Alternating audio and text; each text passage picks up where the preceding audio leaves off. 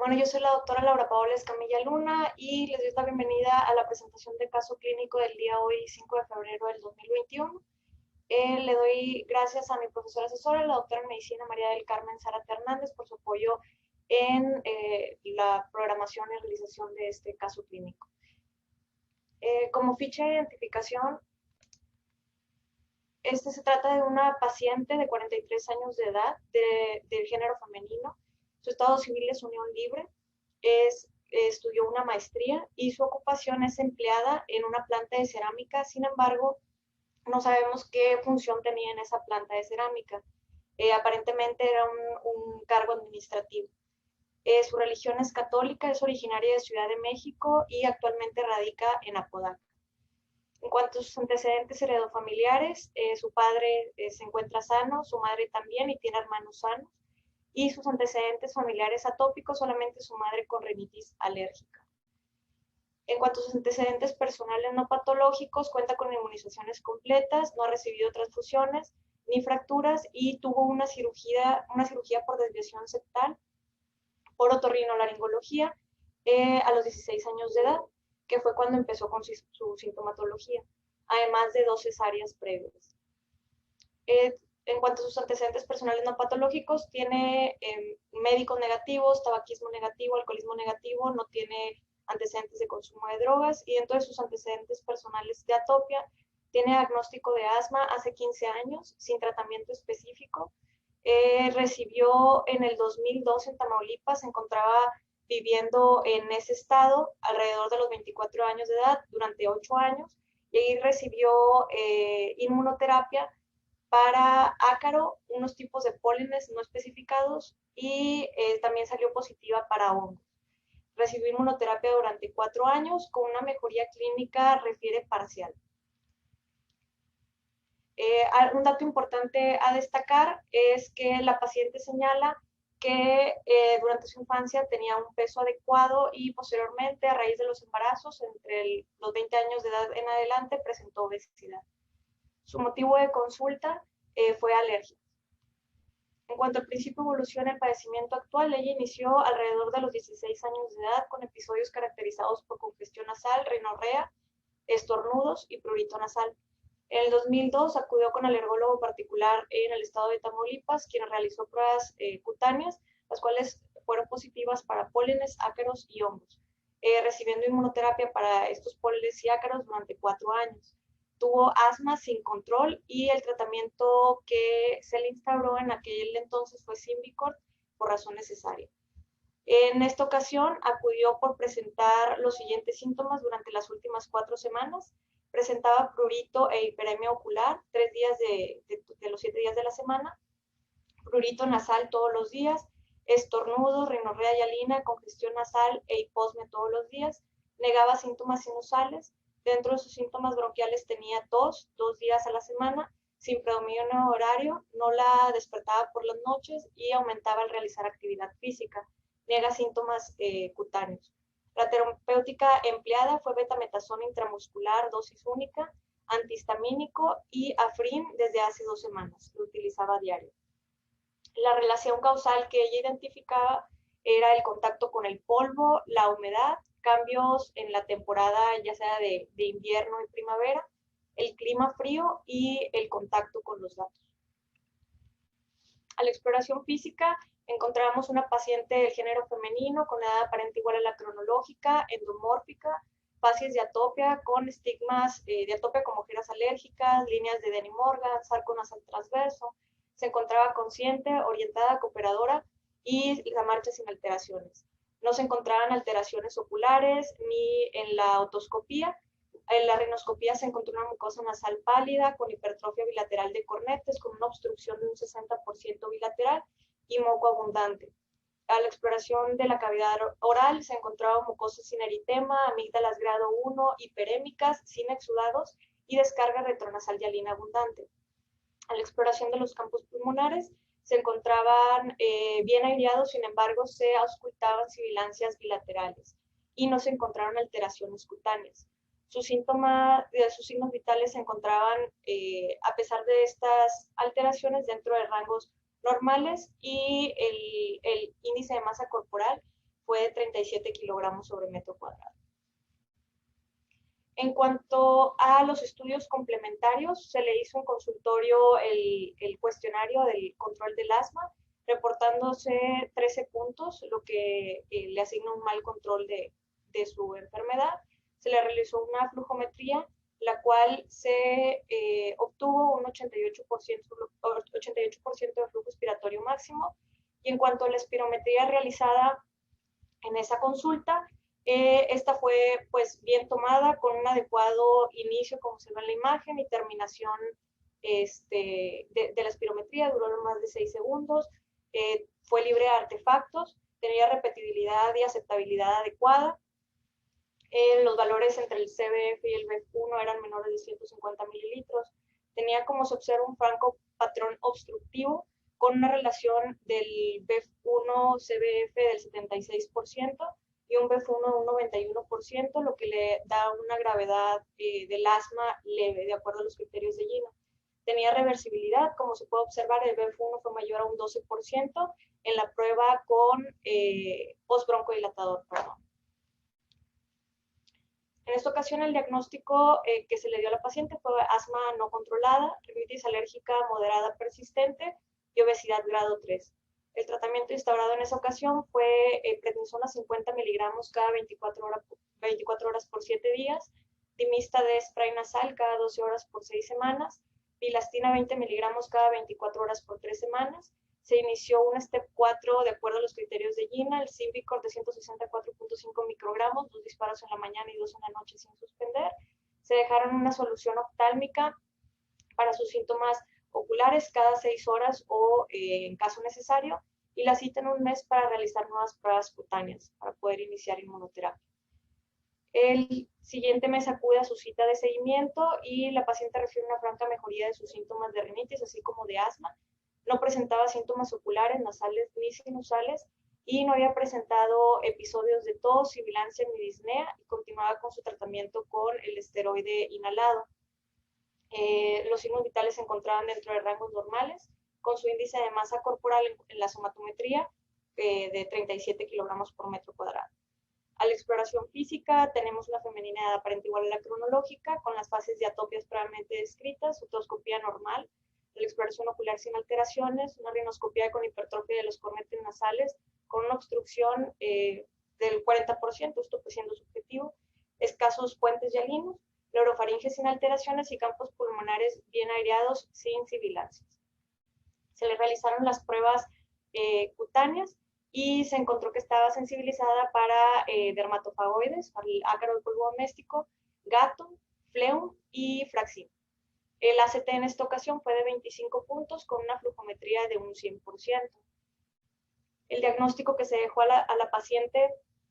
en esta ocasión fue asma controlada, rinitis alérgica moderada persistente y pues su obesidad grado 2. Se le dejó tratamiento con budesonida formoterol o con su Symbicort de 164.5, continuando en el STEP 4. Se le explicó la terapia SMART en caso de tener crisis de asma. Se dejó ceftiricina 10 miligramos cada 24 horas por 10 días, aseos nasales de 2 a 3 veces al día o en caso necesario, y cita en 2 meses para el cambio del frasco de inmunoterapia. Se inició la inmunoterapia en esta ocasión y se le hizo hincapié en algunos cambios del estilo de vida, como dieta y ejercicio, y pues el pendiente de continuar las consultas para seguimiento de vigilancia del control de asma y de su situación de obesidad. Y pues bueno, este es un caso bastante interesante de una paciente que es muy común que nos llegue a la consulta con obesidad y con asma, y es por eso que se nos hizo muy interesante revisar este tema y esta asociación, que es pues todo un tema en nuestro campo. Como introducción, sabemos que el asma es una enfermedad crónica de las vías respiratorias que se caracteriza por una limitación del flujo aéreo, y pues tiene sobre todo algunas características como un estrechamiento de las vías respiratorias, hipersensibilidad de las vías respiratorias, un engrosamiento de la pared de las vías respiratorias, así como un aumento en la secreción del moco.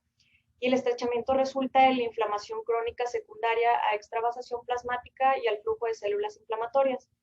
Sabemos que el asma es una enfermedad heterogénea que tiene diferentes presentaciones clínicas, a las cuales llamamos fenotipos, y algunos mecanismos fisiopatológicos diferentes, muy heterogéneos y complejos, a los que llamamos endotipos, los cuales ya hemos revisado en ocasiones anteriores. El asma se considera un problema de salud bastante importante a nivel mundial que afecta a más de 330 millones de personas, de todas las edades y de todos los grupos étnicos. En el 2016 aproximadamente se estimó que más de 339 millones de personas alrededor del mundo tenían asma, con un aumento de un 3.6% en la prevalencia estandarizada por edad desde el 2016 hasta el 2016. De acuerdo a la Organización Mundial de la Salud, en México el 7% de la población, que es alrededor de un 8.5 millones de personas, tienen asma. Y de acuerdo a datos de la Dirección General de Información en Salud, se sabe que dentro de las enfermedades respiratorias que se reportan en las estadísticas mexicanas y que generan ingresos hospitalarios, hasta un 20% es secundaria a internamientos por asma. La prevalencia del asma ha aumentado de manera bastante importante en las últimas décadas, especialmente en los países industrializados, como ya hemos visto en el occidente. Y las causas principales de estos, pues son sobre todo, aunque no están del todo claras, los aumentos en los cambios del estilo de vida y así como los aumentos en las condiciones ambientales como la contaminación. Por otra parte, la obesidad se considera uno de los problemas de salud más importantes del siglo XXI. En el 2014 se estima que más de 1.900 millones de adultos tenían sobrepeso y más de 41 millones de niños menores de 5 años tenían sobrepeso u obesidad, esto de acuerdo a datos de la Organización Mundial de la Salud. Se considera la obesidad un factor de riesgo muy importante, así como un modificador de la enfermedad del asma, tanto en niños como en adultos. Y la obesidad ha sido bien reconocida como una comorbilidad importante que impacta en esta enfermedad y que representa un fenotipo y un endotipo único, que se le ha dado el término de síndrome de asma y obesidad o fenotipo de asma y obesidad, y que es un fenotipo que, es un síndrome que incluye diferentes fenotipos y que apenas se empieza a entender.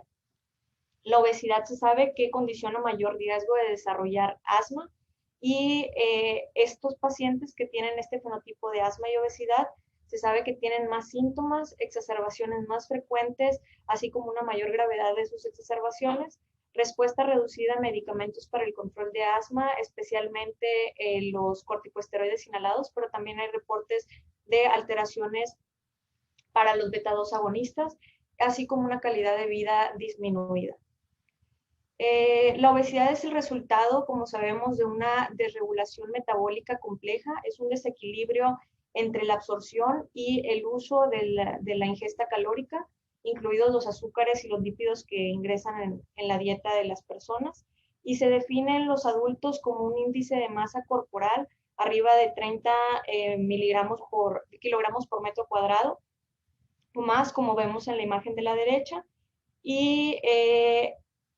es, se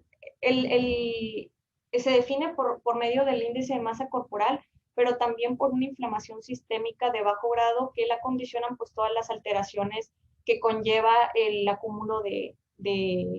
tejido adiposo. Estudios recientes sugieren que las puntuaciones Z o el Z-score del IMC, sobre todo en niños, podrían no ser confiables, y en los adolescentes para la obesidad severa, ya que reflejan o hay una diferencia entre la fisiología y la salud metabólica de estos individuos. Es por eso que, pues, para poderla definir, sobre todo en niños, pero también en adultos, se cuentan con otras alternativas, como son las medidas de circunferencia de la cintura o la relación de cintura-cadera, así como la absorciometría de rayos X, que son pues algunos aditamentos novedosos pues para también obtener la cantidad de tejido adiposo del cuerpo de las personas. Por otra parte, la disfunción metabólica es más importante que la masa grasa para el asma en la obesidad. Sin embargo, en la mayoría de los estudios se toma al índice de masa corporal y la disfunción metabólica, se utilizan pues sin hacer gran diferencia. Y pues es uno de nuestros objetivos poder como explicar un poquito de las alteraciones metabólicas que presentan estos pacientes, más allá de solamente la clasificación por el índice de masa corporal. Los factores genéticos y el estilo de vida y la baja actividad física, como vemos en la imagen, son factores importantes que contribuyen al agravamiento del asma y de la obesidad. Los pacientes obesos presentan un cierto tipo de inflamación crónica subclínica, lo que se cree que puede contribuir a la inflamación de las vías respiratorias, pero no solamente de las vías respiratorias, sino una inflamación sistémica, así como una disminución de la función pulmonar, exacerbaciones del asma y así como otras comorbilidades que presentan estos pacientes que tienen obesidad y asma. El asma y la obesidad son uno de los problemas de salud más importantes de la sociedad moderna y esta asociación indica una estrecha relación con la desregulación metabólica, así como inflamatoria. Sin embargo, las interacciones detalladas de órgano a órgano, las células y las moléculas que están implicadas no se han resuelto hasta el momento. Por eso, la relación entre el asma y obesidad sigue sin estar clara del todo. Se sabe que en la obesidad pues intervienen diferentes factores que juegan un papel bastante importante, como el estatus socioeconómico de los pacientes, los niveles de inflamación, los efectos mecánicos propios de la obesidad en la caja torácica a nivel abdominal, así como la deposición de grasa. Y pues todas ellas influyen para que los pacientes que tienen obesidad y a la par pues asma tengan una menor respuesta a los medicamentos, un peor control, así como una morbilidad y gravedad de su enfermedad bastante alterada, además de una reducción importante de su capacidad vital pulmonar y una mayor resistencia respiratoria y aumento en el riesgo de asma. El asma afecta aproximadamente a 6.5 millones de niños y tiene una prevalencia alrededor de un 9% en Estados Unidos. Y de estos, el 17% de los niños en este país se sabe que son obesos y otro 15% tiene obesidad. O sea, cerca de un 30% de la población pues tiene sobrepeso y obesidad. La obesidad ahora se reconoce como un importante factor de riesgo para el asma. La obesidad o el aumento de la adiposidad a menudo se sabe que precede al asma y también se ha asociado con una mayor gravedad del mismo cuadro. En Estados Unidos, cerca de 250,000 nuevos casos de asma por año están relacionados con la obesidad y esta relación ha cambiado la demografía del asma en los Estados Unidos. Se sabe que casi el 60% de los adultos con asma grave en los Estados Unidos son obesos y la prevalencia del asma en los adultos delgados es de un 7.1%, mientras que en los pacientes obesos asciende hasta el 11.1%.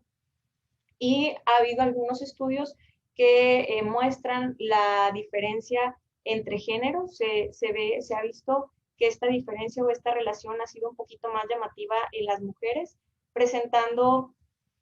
en las mujeres delgadas un 7.9% de riesgo de asma, mientras las mujeres que presentan obesidad tienen un 14.6% de asma.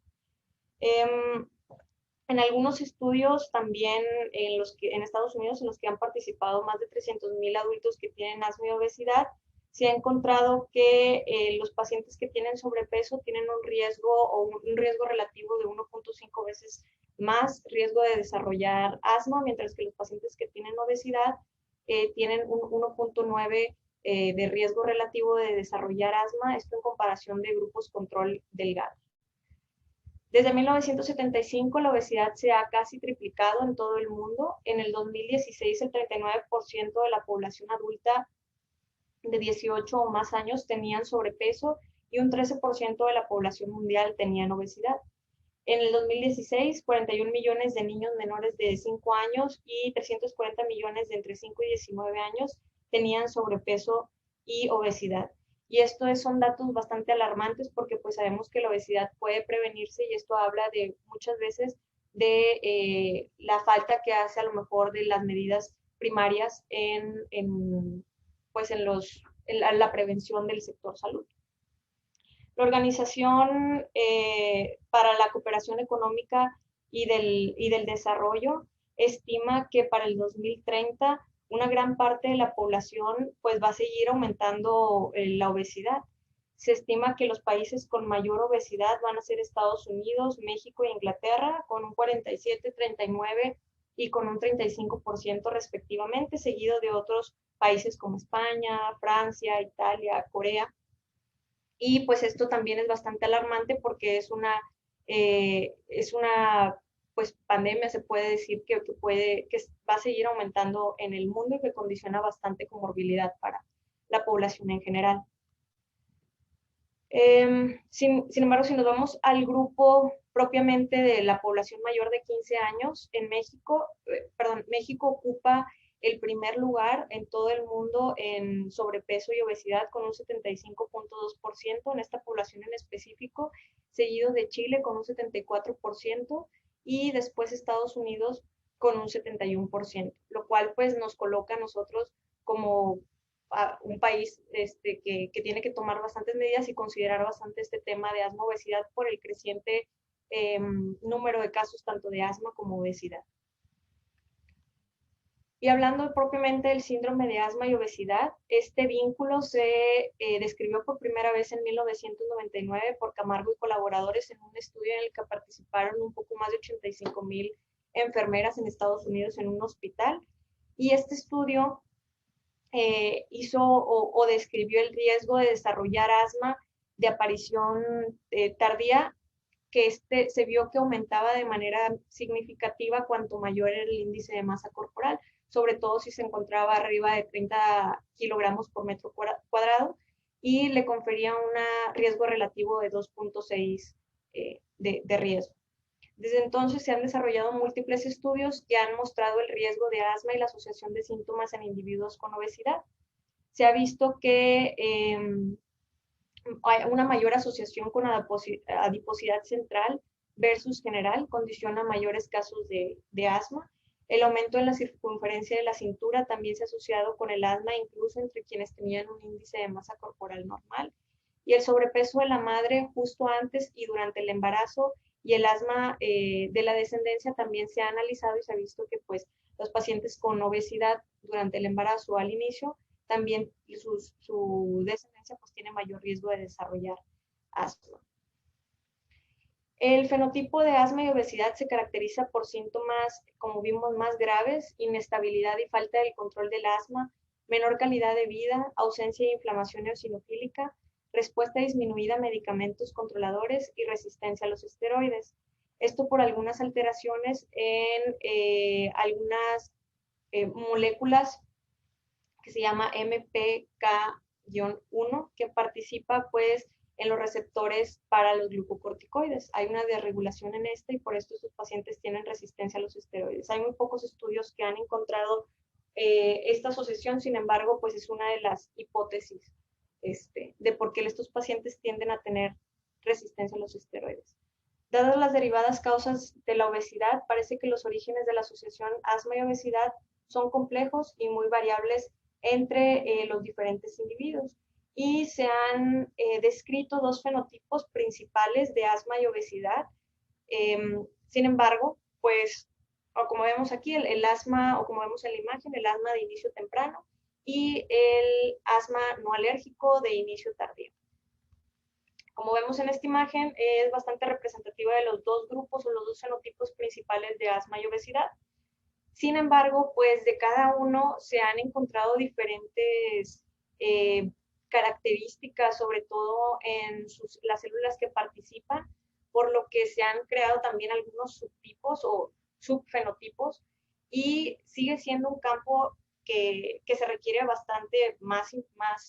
análisis pues, para poder identificar o para poder caracterizar bien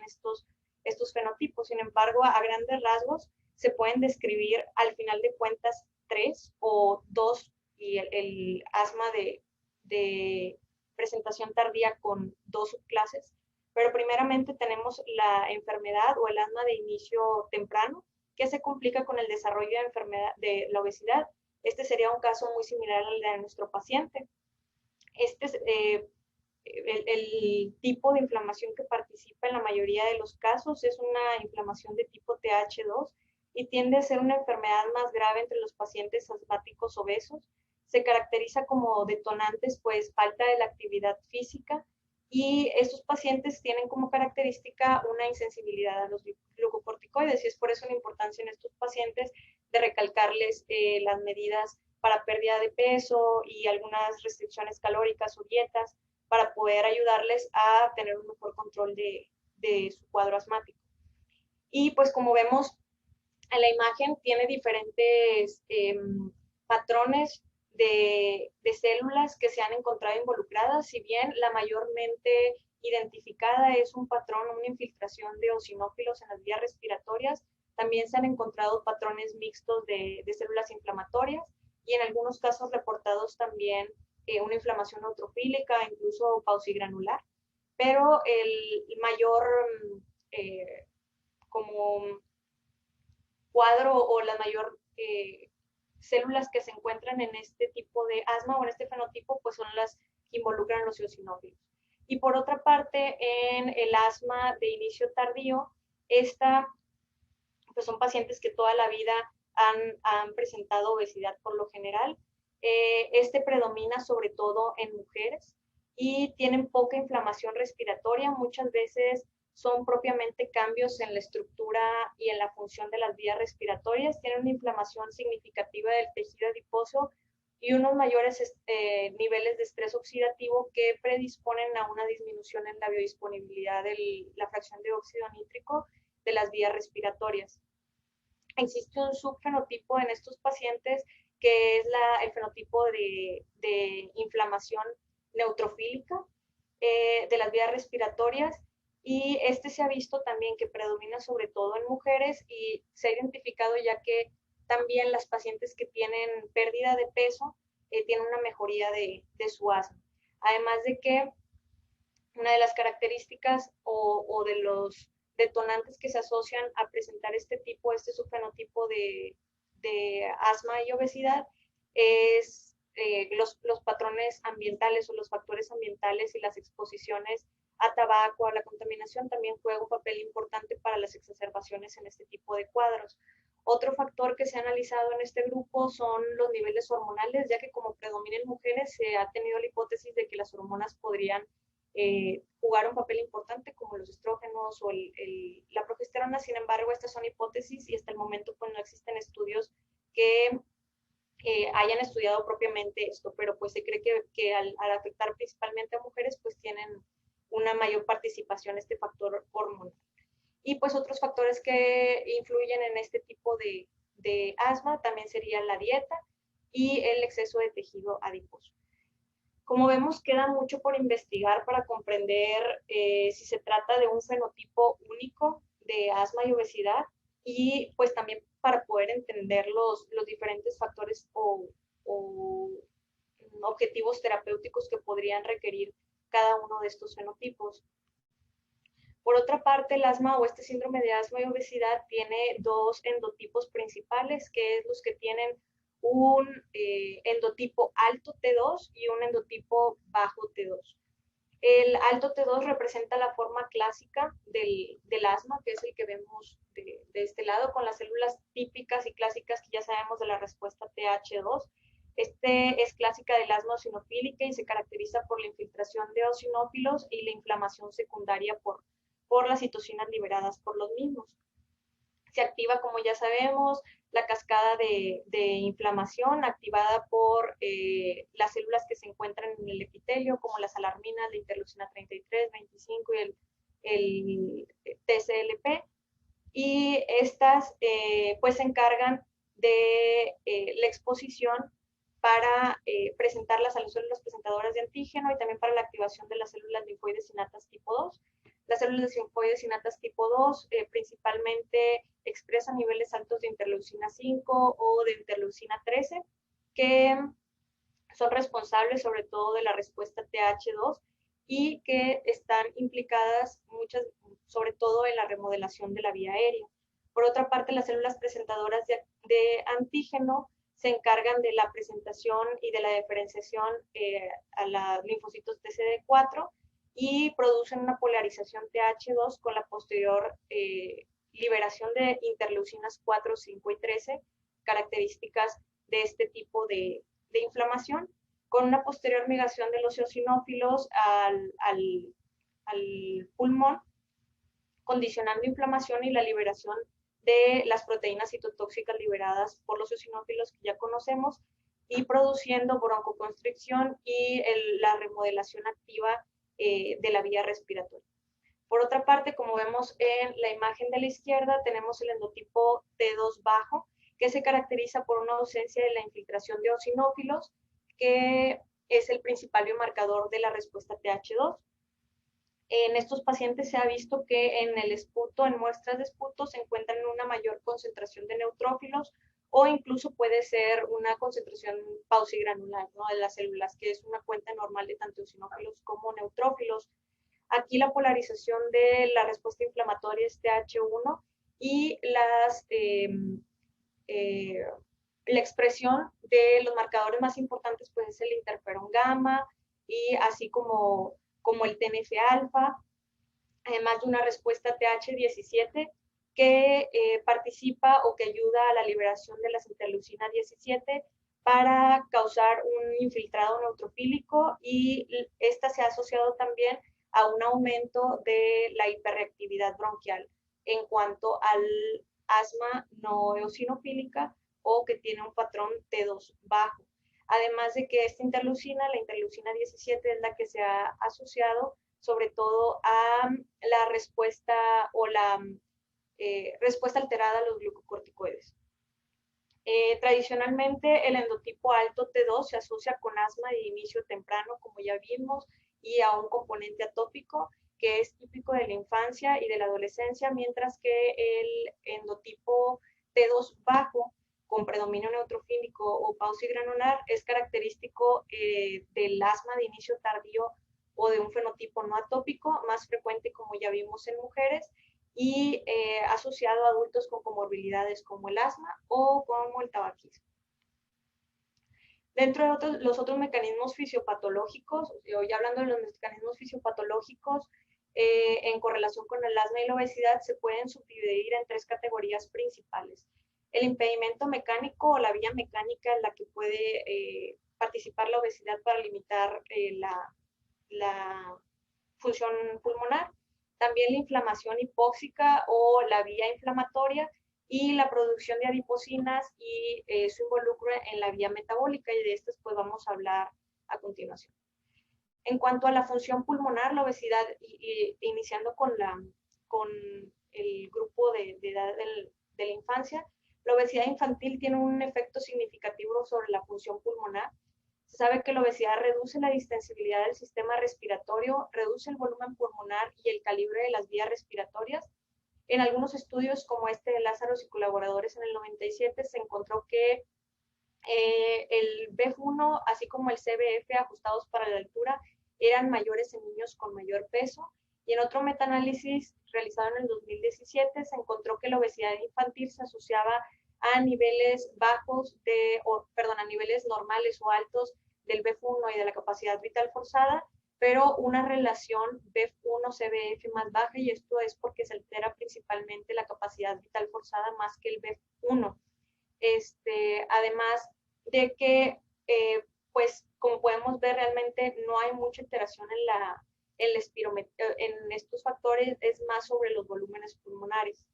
De manera reciente se describió que la obesidad infantil se asocia con una disinapsis de las vías respiratorias, y esto es básicamente una incongruencia entre el crecimiento del parénquima pulmonar y el calibre de las vías respiratorias, es decir, un crecimiento más rápido del volumen pulmonar y de la longitud de las vías respiratorias y más lento del aumento del calibre de las vías respiratorias. Y esto se refleja con un BEF1 y una capacidad vital forzada normal o alta, pero con efectos mayores sobre la capacidad vital forzada que conducen a esta alteración a la baja de la relación BEF1 y capacidad vital forzada. Se han encontrado asociaciones diferenciales basadas tanto en género como en edad. En este artículo por Tanticira y colaboradores en el 2003 se reportó una disminución en la relación BEF1 y capacidad vital forzada en relación con la índice de masa corporal, esto siendo más predominante en los niños, por lo que se pudo concluir, o al menos se puede intuir, que el género masculino tiene un mayor riesgo de la disinapsis pulmonar. Sin embargo, otros estudios han encontrado una asociación mayor con el género femenino, por lo que esta asociación todavía sigue siendo un poco contradictoria. En cuanto a la edad, este estudio del 2016 por Den Decker y colaboradores fue un metaanálisis de 24 estudios que demostraron un mayor peso al nacer y un aumento de peso infantil más rápido se asociaron con un mayor BEF1 y CBF, pero una menor relación CBF y BEF1 en los niños en edad escolar, lo cual es consistente con los datos encontrados en los adultos de que los pacientes con obesidad, con asma que tienen inicio temprano, tienen una limitación del flujo del aire más severa que los adultos obesos con asma de inicio tardío. Por otra parte, el efecto de la obesidad infantil del volumen pulmonar ha sido menos estudiada y los hallazgos de esto han sido contradictorios. Se han informado que los niños obesos no asmáticos tienen menores capacidad residual funcional, volumen residual y volúmenes de reserva respiratorio menores que los pacientes asmáticos no obesos. Y por otra parte, hay informes de hallazgos similares descubriendo además una asociación con la resistencia a la insulina y los niveles inducidos de HDL. Sin embargo, hay otros estudios que han informado una mayor capacidad pulmonar total en los adolescentes obesos y otros no han informado asociaciones significativas. Por otra parte, no está claro si la obesidad conduce a cambios en la hiperreactividad bronquial de las vías respiratorias en los niños y esto pues deja como un área de investigación también el evaluar la hiperreactividad bronquial relacionada con la obesidad en la población infantil, algo que sí está descrito en la población adulta. En los niños pues hay datos también contradictorios donde la hiperreactividad bronquial tiende a ser más alta o más baja. En cuanto a la función pulmonar y la hiperreactividad bronquial en los adultos con obesidad, la obesidad provoca cambios significativos en la fisiología pulmonar normal en el adulto y como vimos, pues hay una reducción de los volúmenes pulmonares, como vemos en la imagen, además de una disminución del diámetro de la vía respiratoria con alteraciones en la estructura muscular y pues deformación de la misma vía respiratoria. La acumulación excesiva de grasa en la cavidad torácica y abdominal conduce a una compresión pulmonar y una consiguiente reducción de los volúmenes pulmonares con disminución importante de la capacidad residual funcional, así como una disminución del volumen de reserva respiratoria, y esto es pues, por el acúmulo de tejido adiposo, sobre todo en la cavidad abdominal, que limita el movimiento del diafragma, además de la acumulación del tejido adiposo en la cavidad, en el tórax, y en algunas ocasiones pues también a nivel de cuello, ocasionando una compresión de la vía respiratoria.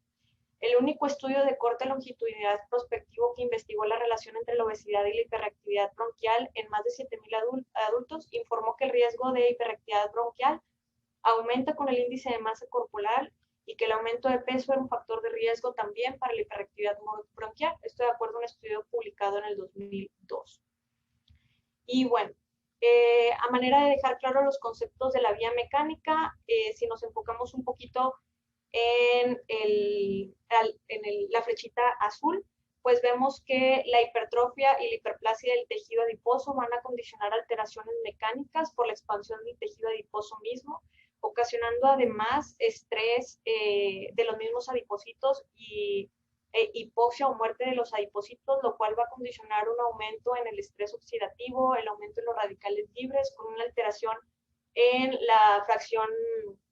exhalada de oxígeno, una disminución de la misma, además de una reducción de la capacidad vital forzada y un aumento en las interacciones de las restricciones de la vía aérea y un aumento en el riesgo de falla respiratoria. Y ahorita nos vamos a continuar y describir las otras flechitas. Entonces, es como a manera de resumen. En cuanto a los cambios inflamatorios y metabólicos en los pacientes obesos con asma, sabemos que el asma relacionada con la obesidad es con mayor frecuencia no atópica o de un predominio del factor de la polarización de inflamación TH1,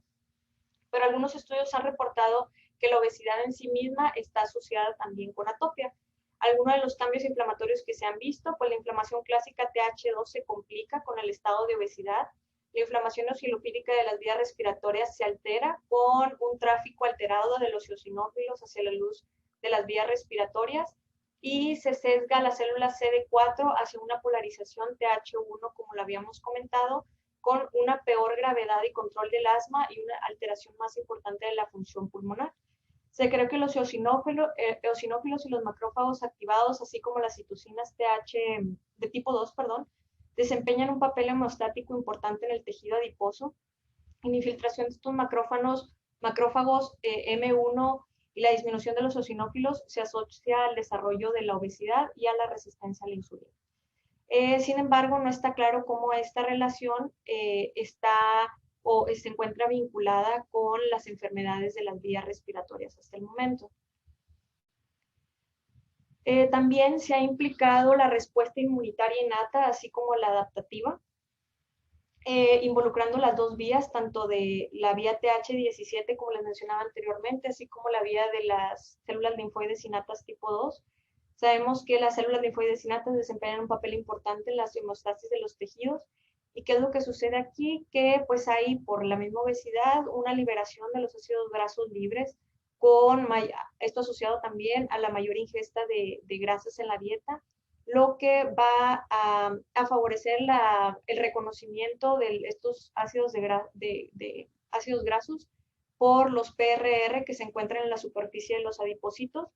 activando pues el sistema inmunitario, activando estas dos vías de señalización TH17, así como las ILC2, activando también los macrófagos que se encuentran en el tejido adiposo y pues favoreciendo a toda esta cascada de inflamación con un aumento importante de la inflamación TH1, TH17 y una disminución, una regulación a la baja de la inflamación TH17, así como de las células T reguladoras. Además, hay una disminución de la interleucina 4, 10 y un aumento de pues todo el esquema TH1, como sabemos, la interferón gamma, interleucina 17, la interleucina 6, bastante involucrada en la obesidad y el asma, interleucina 1 beta, TNF-alfa, interleucina 33 y los neutrófilos.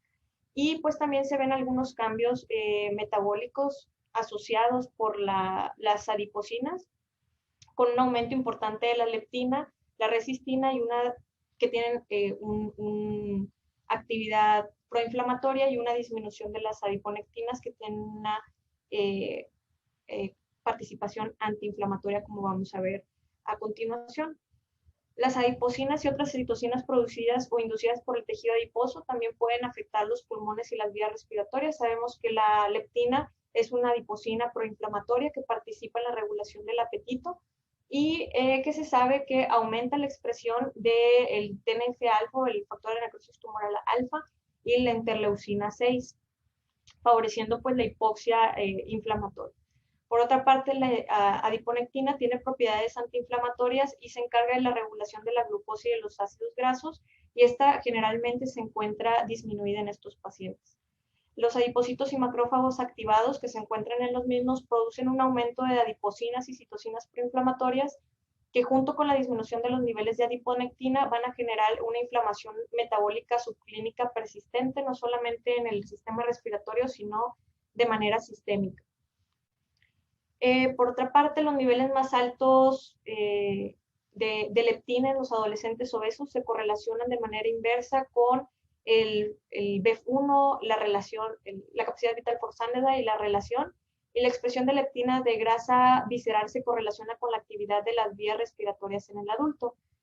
Hasta el momento no está claro si estos niveles de adipocinas pueden servir tanto como biomarcadores para identificar a los pacientes de riesgo o si pueden ser utilizados para valorar las respuestas a los tratamientos. Por otra parte, existe otra hormona importante, un péptido que es la grelina, que ejerce una acción antiinflamatoria a través de la inhibición de las citocinas proinflamatorias, como son el TNF-alfa, la interleucina beta, la interleucina 6, y esta se sabe que participa en la patogénesis de asma. Se ha encontrado que en los pacientes con asma, pues al tener esta activación o esta actividad, se encuentran disminuidos y sugieren que pues tienen un papel importante antiinflamatorio en estos pacientes.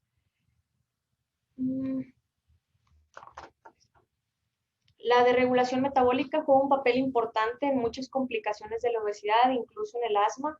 y la hiperglicemia y la hiperinsulinemia pueden contribuir también a la hiperreactividad bronquial y la remodelación a través del daño epitelial y la proliferación del músculo liso de las vías respiratorias. Otro aspecto que se ha estudiado es el síndrome metabólico, que se ha asociado con asma y a una función pulmonar más baja en los adultos, y como vemos en la tabla, en la gráfica de la derecha, pues los pacientes que tienen asma y síndrome metabólico se ha relacionado con una disminución importante en su relación BEF1, capacidad vital forzada. Dentro, algunos estudios han informado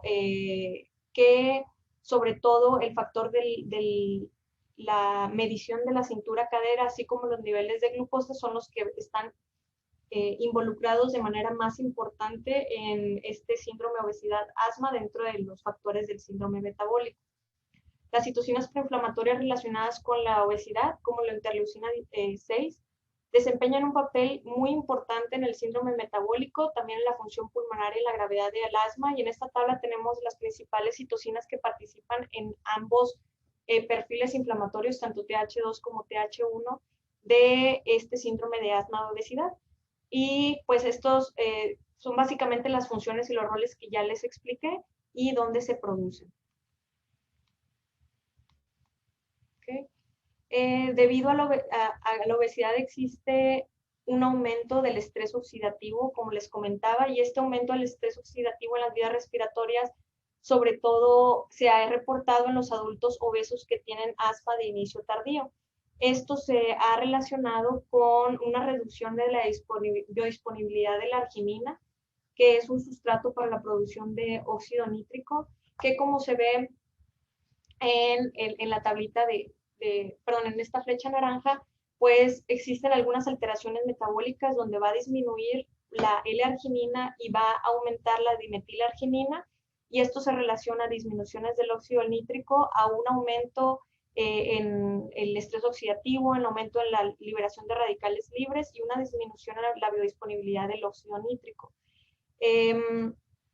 Esta disminución en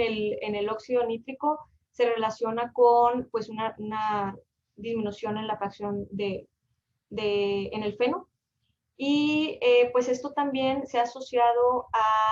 o ha llevado a investigar algunas alteraciones en los metabolitos de los mismos radicales mediante resonancia magnética nuclear y el estudio de la metabolómica. Y estas son algunas moléculas como el aumento importante del glicoxilato, del piruvato, del metano, del descarboxilato, que se ha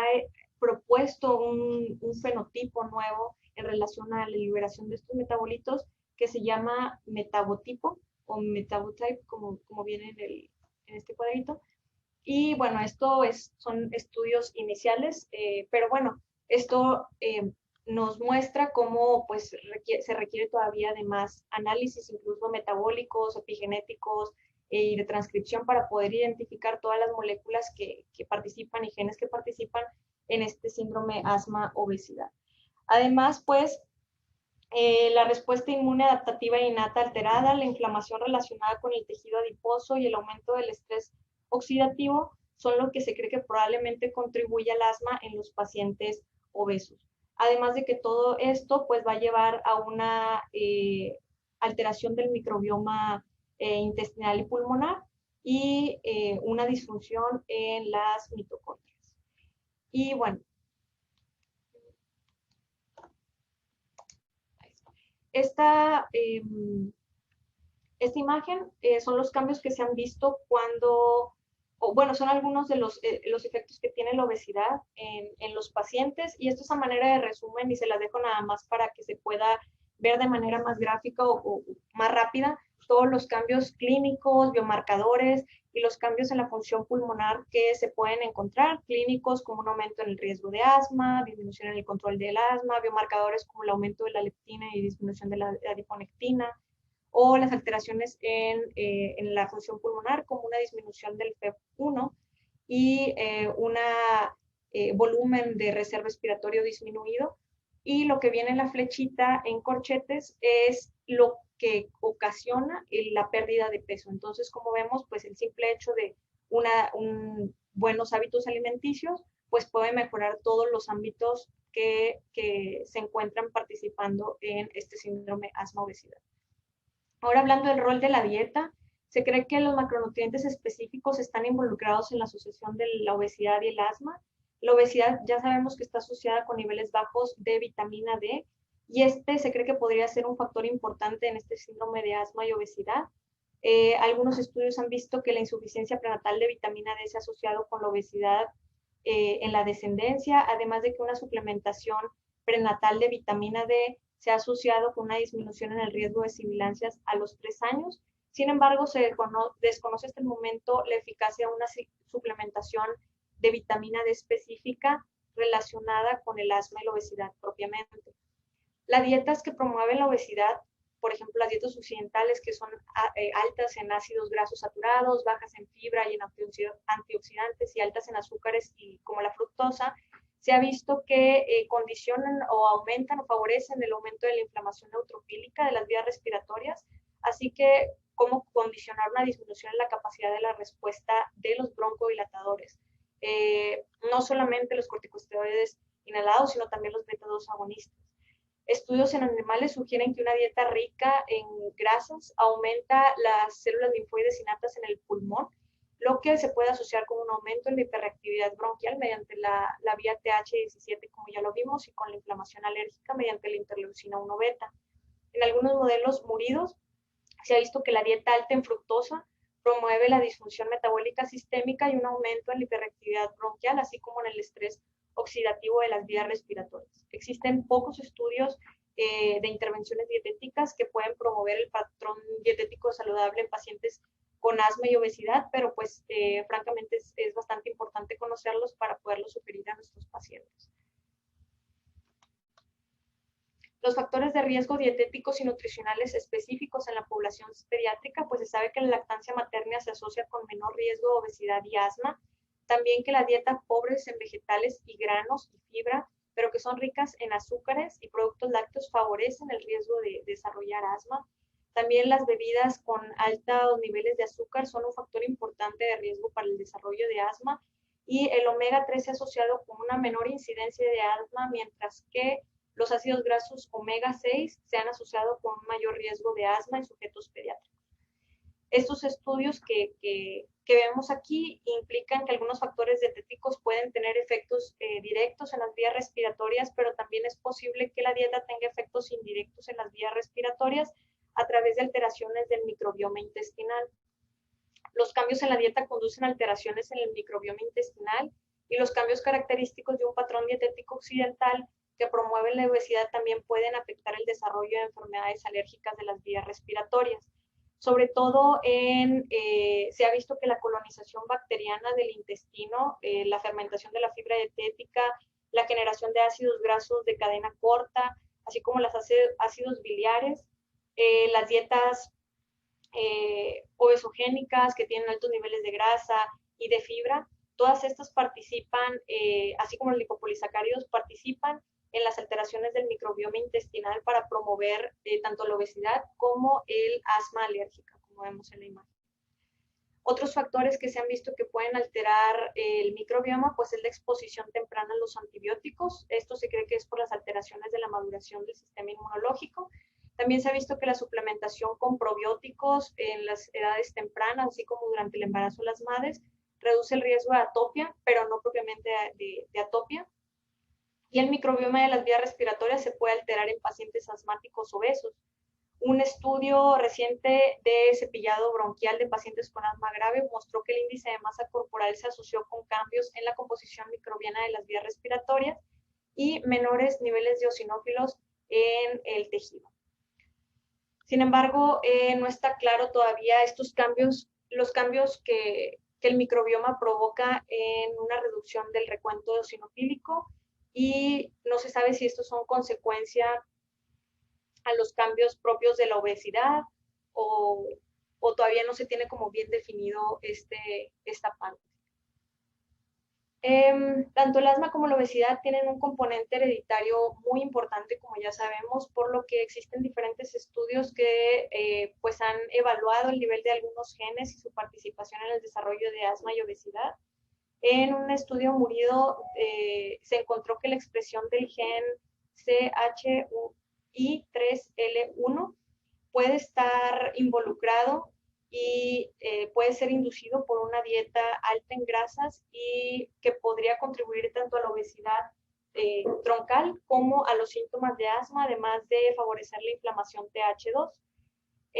Otro estudio muy importante hasta la fecha, valorado en el GWAS con más de 23,000 niños, fue el gen DENND1B, que se vio que estaba bastante implicado y era de los más importantes en la relación del aumento del IMC con asma, tanto en los niños como en los adultos. Y aunque la relación de este síndrome de asma o de obesidad puede no estar determinada de manera directa por estos polimorfismos genéticos, puede estar influenciada por algunas regulaciones epigenéticas o transcriptómicas. En cuanto a las intervenciones de la pérdida de peso y de estilo de vida, existen múltiples estudios publicados de los efectos de diversas intervenciones para la pérdida de peso en el control del asma,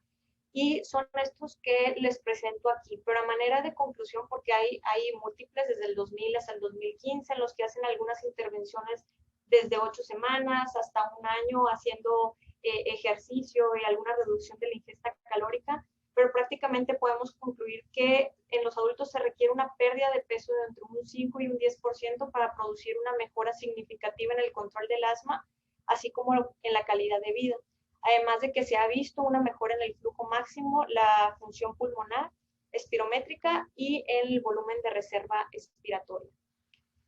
Por otra parte, existen pocos estudios que han informado los efectos sobre los marcadores de inflamación de las vías respiratorias. Sin embargo, un estudio reciente comparó una intervención dietética versus el ejercicio más una intervención dietética y encontró que el óxido nítrico exhalado con el ejercicio más la intervención dietética mejoraba. Entonces, bueno, estos son de los pocos estudios que han utilizado estos marcadores. Sin embargo, esto deja abierto el campo para futuras investigaciones al respecto. Y en cuanto a la población pediátrica, pues prácticamente también hay algunos estudios que son relativamente nuevos, del 2012 a la fecha, y pues prácticamente se ha visto que tanto el FEV1 como la capacidad pulmonar total se correlacionan con el índice de masa corporal y los niveles de adipocinas que también se correlacionan con una mejora tanto en el FEV1 como en la capacidad vital forzada, así como mejoras en la broncoconstricción inducida por el ejercicio. Sin embargo, los inconvenientes de estos estudios, sobre todo en la población pediátrica, es que son estudios pequeños, sin un grupo control, por lo que estos resultados son algo limitados y también se necesitan más estudios en la población pediátrica. Ya para terminar, me gustaría nada más agregué esta diapositiva porque se me hizo bastante interesante el uso de la farmacoterapia. Esta se recomienda sobre todo en los pacientes que ya se encuentran en un programa de tratamiento, que ya se intentó mediante dieta y ejercicio disminuir sus niveles de sobrepeso y obesidad por 6 meses y que no se están teniendo los resultados que se espera, que tienen un índice de masa corporal mayor de 30 o mayor de 27, pero con comorbilidades concomitantes que están relacionadas a la obesidad propiamente. Y los únicos 2 medicamentos aprobados por la FDA es el Orlistat y la sibutramina. El Orlistat es un inhibidor de la enzima pancreática que inhibe la absorción de grasa del intestino, pero tiene pues algunos efectos secundarios como que puede reducir la absorción de vitaminas y nutrientes solubles en grasa. Y la sibutramina, por otra parte, como sabemos, es un inhibidor de la recaptura de serotonina y se encarga de manera central de la inhibición del apetito. Pero dentro de sus efectos secundarios que se tienen que tener en cuenta es el aumento de la presión arterial y de la taquicardia. Y hasta el momento solo hay un estudio que se publicó en el 2014 por Díaz y colaboradores en Sao Paulo, en Brasil, donde tuvieron 2 grupos, uno que se les dieron dieta, una restricción calórica, además de Orlistat y sibutramina a la par, y un grupo control que nos hicieron estas intervenciones, y se vio que los personas que perdieron un 7.5% de su peso corporal inicial tuvieron una mejoría importante en su calidad de vida, en el ACQ, en la capacidad vital forzada, así como se disminuyeron bastante los medicamentos de rescate y disminuyeron el número de exacerbaciones. Y por último, la cirugía bariátrica, pues es la barrera, se utiliza como una barrera física para una reducción de la ingesta de energía o de los alimentos. Es la intervención más eficaz para producir una pérdida de peso significativa y sostenida. Y tiene algunas indicaciones. ¿Cuáles son estas? Ya que hayamos hecho toda la otra parte del abordaje, de la dieta, del ejercicio, que a lo mejor ya hayamos iniciado con la farmacoterapia, también se puede utilizar estas otras alternativas un poquito más invasivas y se indica en pacientes que tienen obesidad extrema con un índice de masa corporal mayor a 40 kilogramos por metro cuadrado o que tienen un índice de masa corporal arriba de 35 kilogramos por metro cuadrado, más comorbilidades graves asociadas propiamente con la obesidad. En esos pacientes se ha visto mejoras significativas en el control del asma, la actividad de las vías respiratorias, la función pulmonar y exacerbaciones del asma. Y estos pues podrían estar relacionados a los efectos sobre la mecánica pulmonar, la reactividad de las vías respiratorias y una reducción del riesgo de ciertas infecciones como la influenza que afecta pues per se a los pacientes con obesidad aunque no tengan asma. Esta pues es una tabla de un resumen de manera muy puntual de todos los factores que se cree que pueden contribuir al síndrome de asma y obesidad, que igual se las dejo en la presentación, pero es básicamente un resumen de todo lo que ya les presenté. Y como conclusiones, la obesidad es un factor de riesgo importante para el asma y la morbilidad del asma, tanto en los niños como en los adultos. Aunque existen muchas similitudes fisiopatológicas y clínicas, ciertas características difieren entre ambos grupos de edades, así como de género, como ya vimos. Y los posibles mecanismos subyacentes incluyen un componente genético compartido, factores dietéticos y nutricionales, alteraciones en el microbioma intestinal, la inflamación sistémica subclínica, anomalías metabólicas y cambios también en la anatomía y la función pulmonar por los factores mecánicos que compartimos. Existe una creciente evidencia que las intervenciones para bajar de peso también ayudan a mejorar los resultados del asma. Y como vemos, este síndrome es un reflejo de una enfermedad, pues una asociación bastante compleja y multifactorial. Y finalmente quise agregar estas preguntas porque se me hicieron bastante interesantes que venían en un artículo publicado el año pasado que nos hablan de algunas preguntas abiertas que aún queda por resolver. Que es pues si el síndrome de asma y obesidad es la base para identificar diferentes endotipos, cuáles son los biomarcadores fiables tanto en la infancia como en la adolescencia para este síndrome de asma y obesidad, cuál es la relación causa y efecto entre el asma y la obesidad en los niños y la adolescencia, qué componentes del síndrome metabólico es el factor de riesgo más importante para el asma, cuál es la contribución del microbioma intestinal y pulmonar en la obesidad y la enfermedad de las vías respiratorias, cuáles son los mediadores en las interacciones órgano-órgano como el tejido adiposo y el tejido o el pulmón propiamente, qué tratamiento antiinflamatorio dirigido a la inflamación relacionada con el tejido adiposo va a proporcionar beneficio adicional al asma. Estas son algunas de las preguntas que aún están sin responder, por lo que se requieren más investigaciones en este campo para definir la obesidad más allá del índice de masa corporal, considerando otros índices antropométricos y algunos otros biomarcadores. Y pues eso sería todo. Muchas gracias.